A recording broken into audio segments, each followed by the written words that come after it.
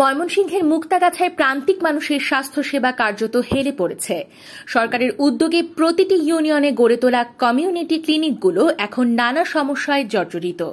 অধিকাংশ ভবন জরাজীর্ণ, জানালা দরজা ভাঙা, কোথাও আবার ছাদ চুঁইয়ে পানি পড়ছে।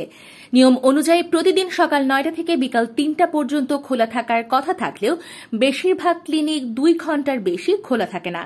স্থানীয় কৃষক আব্দুল কাদের অভিযোগ করেন, ক্লিনিকে গেলে তালা ঝুলতে দেখা যায় বা কর্মীরা অল্প সময় বসে চলে যায়। 2 ঘন্টা ধরে দাঁড়িয়ে রয়েছি, ডাক্তার পাইতেছি না, আবার তার টুকুরে এই মধ্য করিয়া লাভ। দিনমজুর হাশেম আলীর দাবি, অনেক সময় ঔষধ পাওয়া যায় না, আবার গোপনে কাউকে কাউকে দেওয়া হয়। সুশাসনের জন্য নাগরিক সুজন মুক্তাগাছার সাধারণ সম্পাদক এম ইদ্রিস আলী বলেন, কর্মী না থাকলে, ওষুধ না থাকলে প্রকল্পের উদ্দেশ্যই ব্যর্থ হবে।